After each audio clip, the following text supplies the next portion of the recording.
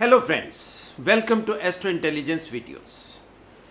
दर्शकों, वैसे तो प्लैनेट्स का गोचर चलता रहता है, मगर कई बार गोचर में कुछ ऐसी घटना हो जाती है जिससे वो गोचर कुछ स्पेशल इंपॉर्टेंस बना लेता है। और आज हम उस गोचर में उस स्पेशल इंपॉर्टेंस को डिस्कस करेंगे और वो इंपॉर्टेंस कैसे बनी, तो उसका थोड़ा सा रेफरेंस मैं आपको देता हूँ। इस साल मरकरी यानी कि बुध देवता एक साल में 4 बार रेट्रोग्रेशन में जाने वाले हैं। 2 रेट्रोग्रेशन आप पहले देख चुके हो, तीसरी रेट्रोग्रेशन ये 9 सितंबर को शुरुआत हो गई और जो रेट्रोग्रेशन आपको मिलेगी कहाँ तक, 2 अक्टूबर तक।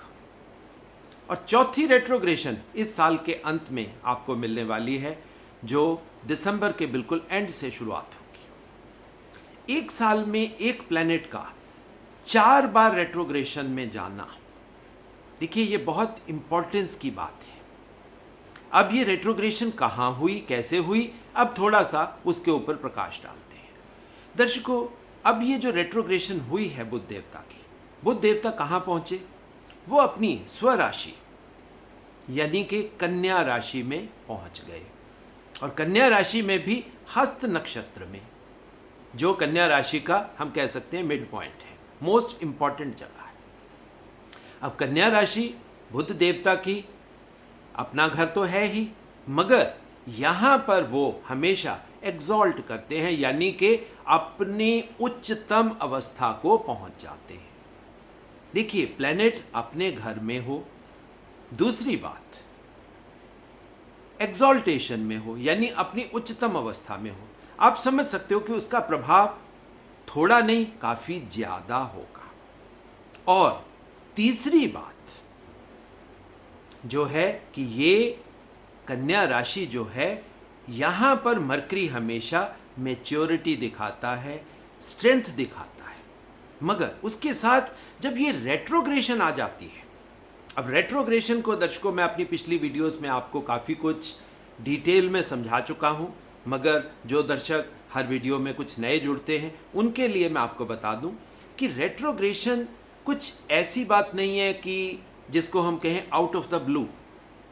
रेट्रोग्रेशन एक नॉर्मल घटना होती है, और नॉर्मल घटना क्या है, इसको हिंदी के दर्शक या जो हिंदी भाषा जानने वाले लोग हैं वो इसे आसानी से समझ सकते हैं। देखिए, अगर हम हिंदी भाषा की बात करें तो वक्रता क्या होती है, वक्रता होती है कि जैसे एक सरल रेखा है और दूसरी वक्र रेखा है। सरल रेखा अपनी सीधी डायरेक्शन में जाती है, मगर वक्र रेखा थोड़ा वॉबलिंग इफेक्ट दिखाती है, जिसको हम कर्वी पाथ भी कह सकते हैं। अब जब भी कर्वी पाथ होगा, आप इसको अब दूसरे तरीके से समझिए।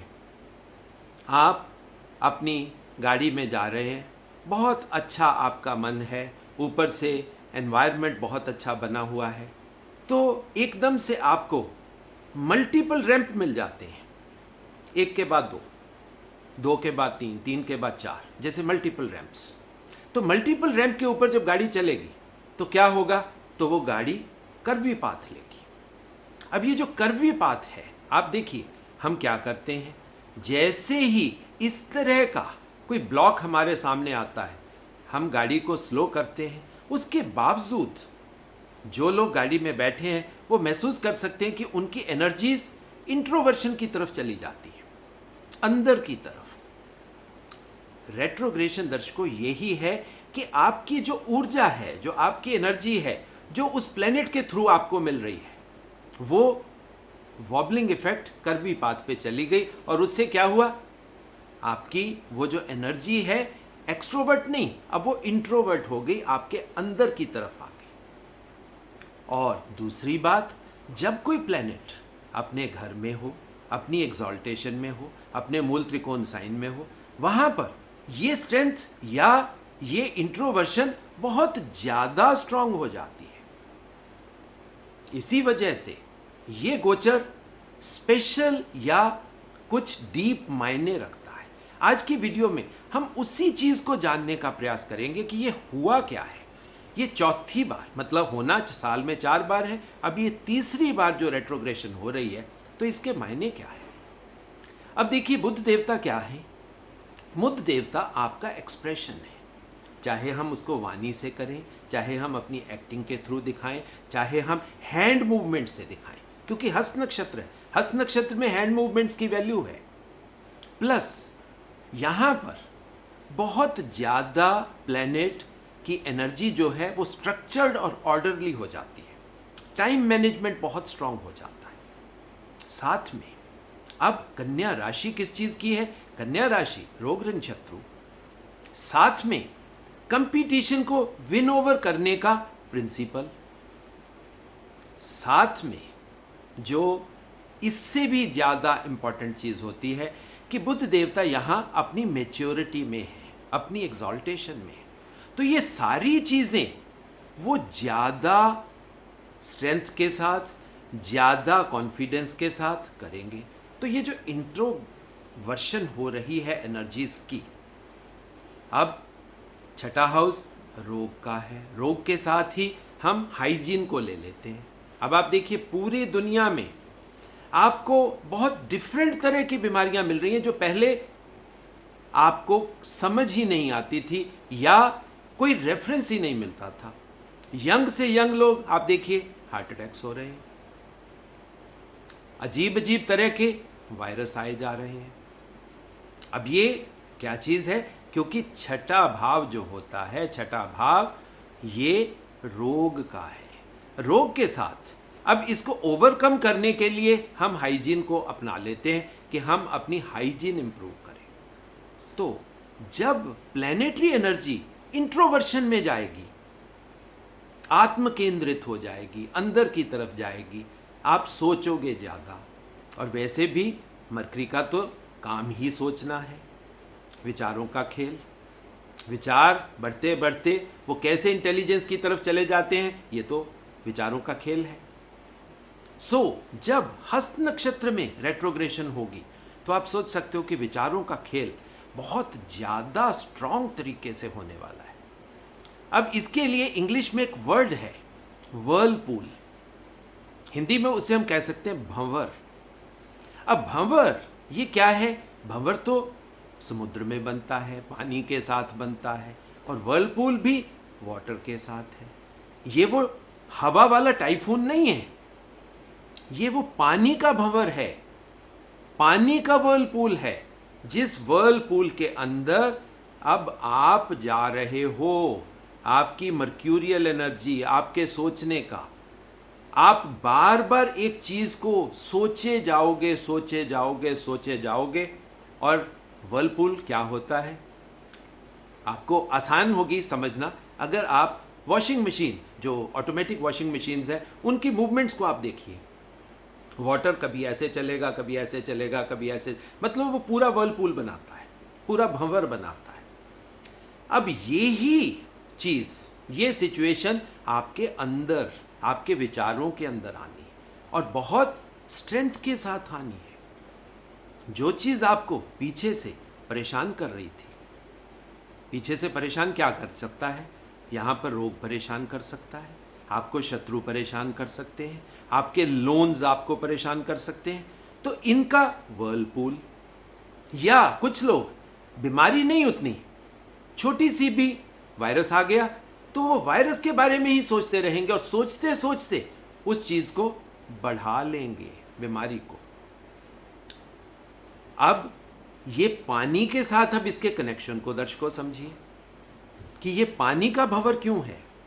अब मरकरी क्या है? बुध देवता चंद्रमा के बेटे हैं।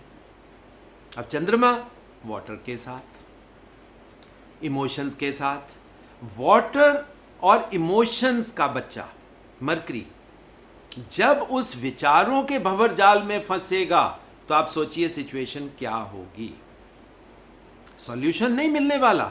आप सिर्फ क्या हो रहा है, दूसरे तरीके से आप समझ सकते हो, हर इंसान के अंदर इस समय समुद्र मंथन हो रहा है, विचारों का मंथन हो रहा है।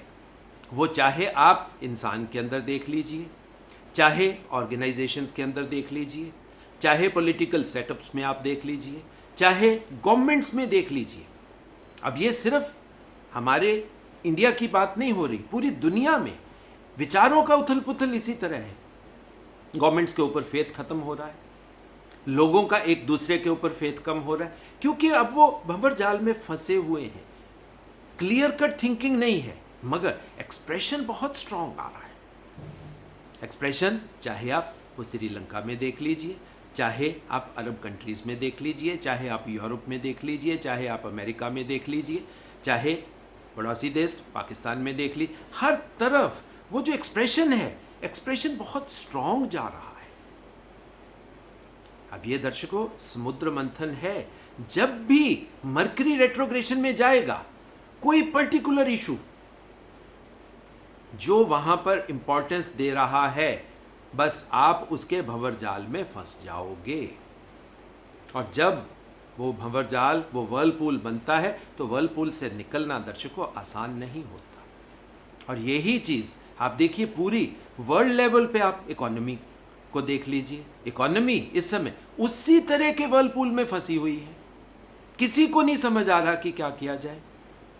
पैसा, रियल एस्टेट का हाल देख लीजिए, क्रिप्टो करेंसी का हाल देख लीजिए, गोल्ड का हाल देख लीजिए, आप जिस मर्जी चीज की बात आप देख लीजिए, चाहे शेयर मार्केट की बात देख लीजिए।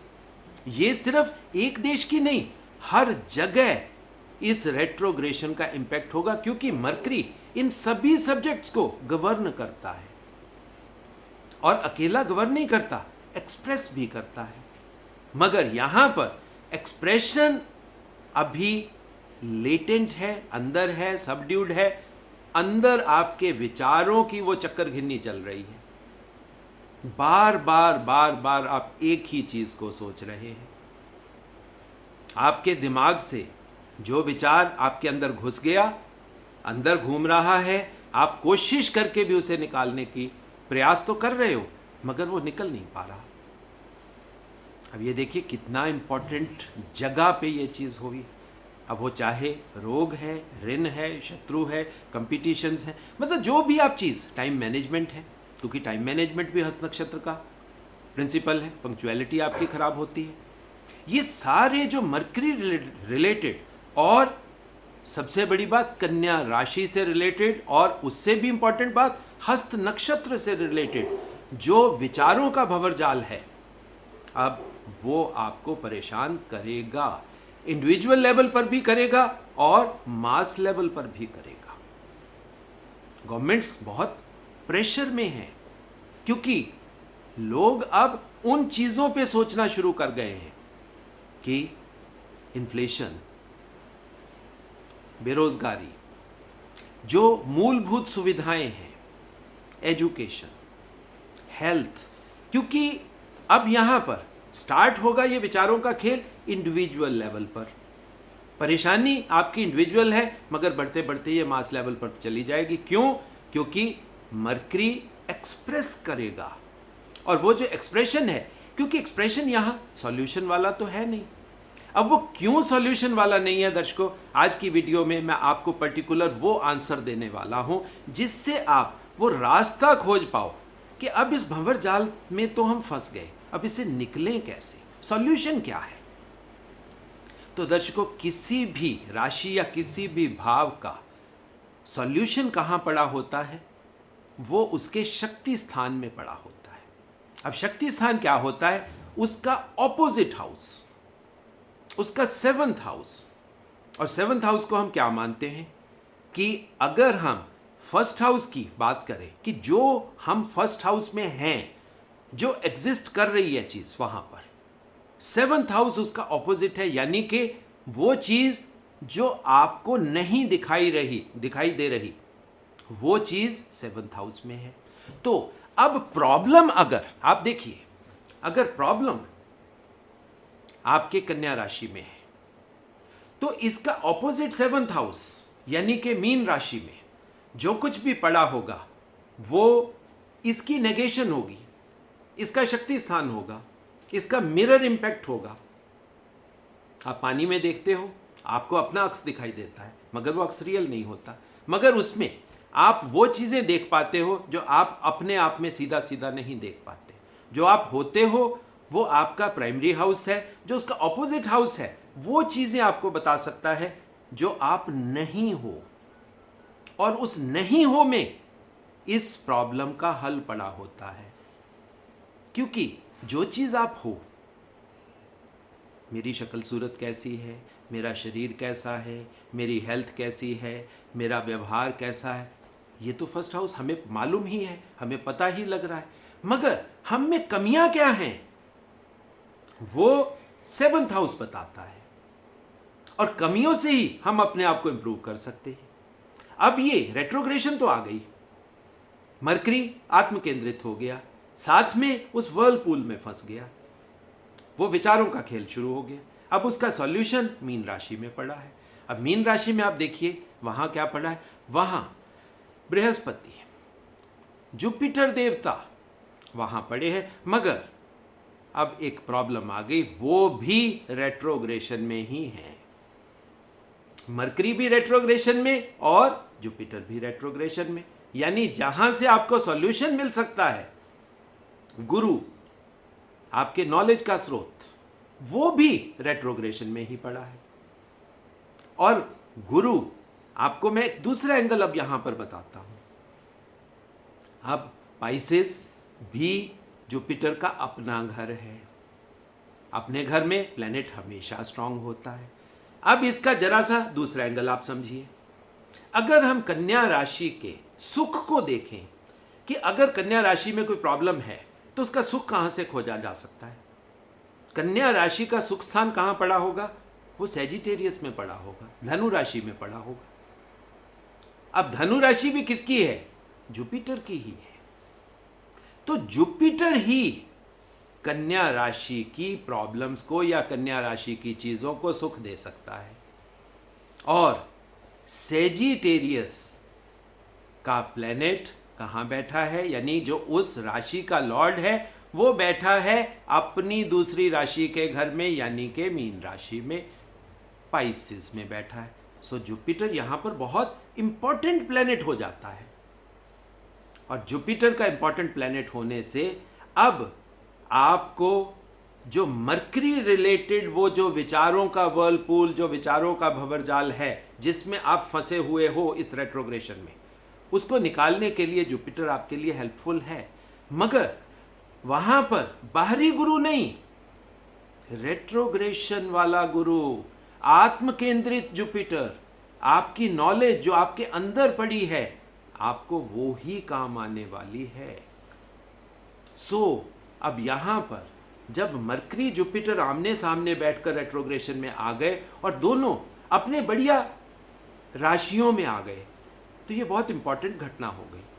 अब सॉल्यूशन लेने के लिए आपको बेसिक जुपिटर को समझना है, बेसिक नॉलेज को जो आपके अंदर पड़ी है, जो आप पीछे से कैरी फॉरवर्ड करके लाए हो।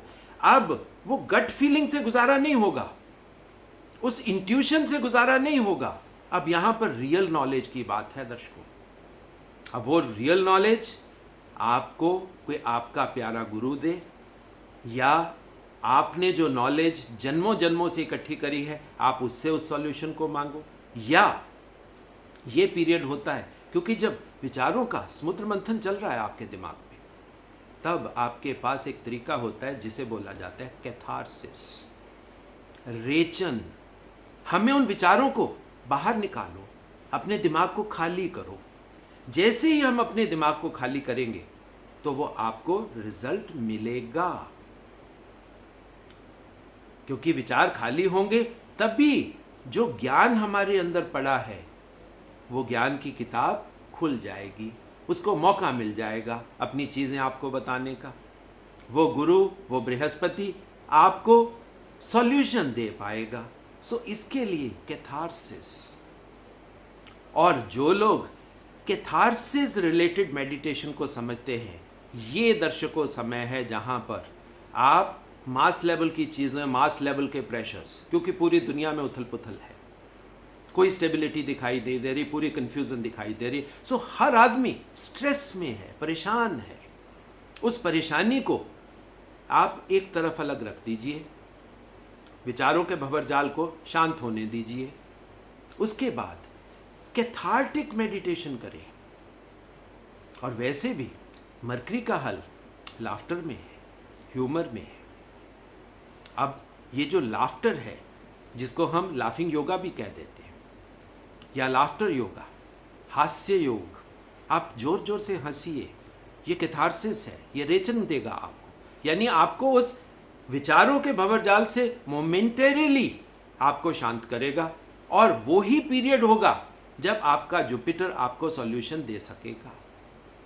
अब दर्शकों, यहां पर एक और चीज है खास बात, अगर हम उन चीजों को देखें, क्योंकि किसी भी चीज को समझने के लिए आज की डेट का राहु केतु एक्सिस आपको कंसीडरेशन में लाना पड़ेगा, क्योंकि वहां से आपको बहुत सी चीजें मिलने वाली हैं, क्योंकि राहु केतु एक्सिस 17 में ही पड़ा है। अब 17 का मतलब अब आप क्लियरली समझ सकते हो कि ये 6-12 है और वो 17 है, दोनों तरफ राहु केतु इन दोनों रेट्रोग्रेड प्लैनेट्स के गेन के हाउस में है। तो यहां पर जैसे ही गेन की बात आती है तो यहां पर केतु बहुत इंपॉर्टेंट हो जाता है। क्यों इंपॉर्टेंट हो जाता है दर्शकों, इसके पीछे लॉजिक आप समझिए। क्योंकि जुपिटर क्या है, जुपिटर बेसिकली केतु जैसी नॉलेज की एनर्जी ही है, क्योंकि केतु को भी हम गणपति से लेते हैं और जुपिटर को भी गणपति से लेते हैं, क्योंकि ये हमारे पास्ट की नॉलेज है। जुपिटेरियन नॉलेज को हमेशा ये कहा जाता है कि आपके शरीर के अंदर जो क्रिएशन के कोड्स हैं, जो क्रिएशन की नॉलेज है, वही आपका जुपिटर है और जुपिटर ही आपका भाग्य है। और जब ऐसा प्लेनेट आपके गेन के हाउस में चला जाए तो अगर आप उस क्रिएशन के कोड को, कि आपकी शरीर कैसे बना, आपकी बॉडी के अंदर आपकी एनर्जीज कैसे काम करती हैं, आप उन एनर्जीज को कैसे कंट्रोल कर सकते हो, किस तरह उन एनर्जीज को हम चैनलाइज कर सकते हैं ताकि वो एनर्जीज हमें पॉजिटिव फल दें, उसके लिए दर्शकों आप थोड़ा सा अपनी इंटरनल एनर्जी पे फोकस करिए, इंटरनल एनर्जी को समझने का प्रयास करिए। वो चाहे आप कुंडलिनी शक्ति से समझिए, चाहे आप सोलर और ल्यूनर नाड़ी से समझिए, आपको अंदर जाना पड़ेगा, क्योंकि एनर्जीज इंट्रोवर्शन में हैं, आत्मकेंद्रित हैं। और जैसे ही आप उन ऊर्जाओं पे काम करोगे, अपनी कुंडलिनी शक्ति पे काम करोगे, अपने सोलर नाड़ी को एक्टिवेशन में लाओगे, उससे होगा क्या, इमीडिएटली विचारों का खेल थोड़ा सा शांत, जुपिटर देवता अपनी नॉलेज आपके सामने, आंखों के सामने उस किताब को खोल देंगे, आपको समझ आ जाएगा कि अब क्या होने वाला है। और इस पीरियड को आप शांत अवस्था से सही डायरेक्शन में, सही चुनाव के साथ सही डिसीजंस कर पाओगे। अदरवाइज दर्शकों बहुत स्ट्रेसफुल पीरियड है, आपके लिए भी, आपके पड़ोसी के लिए भी, आपकी स्टेट के लिए भी, आपके देश के लिए भी और आपकी पूरी एनवायरनमेंट के लिए। दर्शकों, डरने वाली बातें होती हैं हमेशा। आप एक ही चीज को नहीं पकड़ सकते हो कि जी हमारे लिए सब कुछ अच्छा ही अच्छा हो रहा है। अच्छा तब होगा जब हम एनर्जीज के खेल के अंदर की चीज को समझेंगे, उसको डीपली एनालाइज करके समझेंगे। सो दर्शकों, ये था मेरा आकलन कि मैं आपको समझा पाऊं कि ये जो तीसरी बार मरकरी की रेट्रोग्रेशन आई है, it's a very important thing. Serious impacts हैं, पूरी दुनिया में देखने मिल रहे हैं, आपको आगे और मिलने वाले हैं। ये खेल रुकने वाला नहीं है, क्योंकि ये चीज अभी चौथी बार फिर रेट्रोग्रेशन में जानी है। अब जब रेट्रोग्रेशन है, इट्स ए मीनिंगफुल एनर्जी, क्योंकि ये एनर्जी आपके ऊपर प्रभाव डालती है। उस पीरियड में वो स्ट्रेस तो आपके ऊपर आएगा। अब उस स्ट्रेस से कैसे बचना है, कैसे शांत रहना है, कैसे खुश रहना है, अब ये आपके ऊपर है। जो लोग योग प्राणायाम करते हैं, जो लोग साधना करते हैं, उनके लिए इन सब्जेक्ट्स को समझना थोड़ा आसान हो जाता है। मगर जो लोग ऐसी चीज़ें नहीं कर पाते, उन लोगों के लिए क्या है कि आप सब्जेक्ट को एटलीस्ट समझ लीजिए, इस पीरियड में शांत हो जाइए, नए जिसको हम कहते हैं बुलिश डिसीजंस मत लीजिए, मार्शल डिसीजंस मत लीजिए कि देखी जाएगी अब जो भी होगा। ये तरीका नहीं है दर्शकों इस पीरियड को निकालने का। हालांकि पीरियड बहुत लंबा नहीं है, 2 अक्टूबर तक ही है। सो कुछ नहीं, ये जो मामूली आगे वाले दिन आपको मिलने वाले हैं, इन दिनों में बिल्कुल शांत मन से, शांत अवस्था से योगा करिए, प्राणायाम करिए, साधना करिए, रेचन करिए, लाफ्टर योगा करिए। नई चीज़ों को, नई डिसीजंस को थोड़ा सा पोस्टपोन कर दीजिए। टीवी कम देखिए, मोबाइल का इम्पैक्ट कम लीजिए, क्योंकि ये सब मर्क्यूरियल इम्पैक्ट्स हैं। वो चीज़ें आपके ऊपर प्रभाव डालती, उनसे थोड़ा सा दूर रहकर, क्योंकि जुपिटर मीन राशि में है। आप किसी आश्रम में जा सकते हो, किसी गुरु के सानिध्य में जा सकते हो, वहाँ पे आपको अच्छा फल मिलेगा, आराम मिलेगा, शांति मिलेगी, आपका भंवरजाल कम हो जाएगा और ये पीरियड निकल जाएगा। सो दर्शकों, एस्ट्रोलॉजी को जीवन के साथ जोड़िए और जीवन को अच्छे तरीके से जिए। ये था दर्शकों मेरा कंप्लीट एनालिसिस इस रेट्रोग्रेशन जो गोचर में आपको मिली है उसके बारे में। आशा करता हूँ पिछली वीडियोस की तरह ये वीडियो भी आपको पसंद आई है। और दर्शकों, जो निवेदन हर वीडियो के एंड में मैं आपसे करता हूँ कि एस्ट्रो इंटेलिजेंस आपका अपना चैनल है, वैदिक एस्ट्रोलॉजी की नॉलेज का चैनल है। इस ज्ञान के प्रकाश को घर घर तक पहुँचाइए ताकि वैदिक ज्योति, नॉलेज की ज्योति, ज्ञान की ज्योति घर घर तक पहुँचे, अज्ञानता का, डर का अंधकार दूर हो और लोग अपने जीवन को अच्छे तरीके से जी पाएँ। इसके लिए इस चैनल को ज़्यादा से ज़्यादा लाइक करें, शेयर करें, अपने दोस्तों को कहें, ज़्यादा से ज़्यादा सब्सक्रिप्शन मतलब बढ़ाएं ताकि वो ज्ञान घर घर तक पहुँचे। और जो दर्शक हमारे इंस्टीट्यूट में एजुकेशन लेना चाहते हैं, मुझसे कंसल्टेशन लेना चाहते हैं, उन सभी के लिए दर्शकों मेरा एक ही फ़ोन नंबर है, दैट इज़ 9881164480। उसी के माध्यम से आप मुझसे संपर्क स्थापित कर सकते हो। सो दर्शकों, अगले वीडियो के आने तक बहुत बहुत आशीर्वाद, बहुत बहुत प्यार।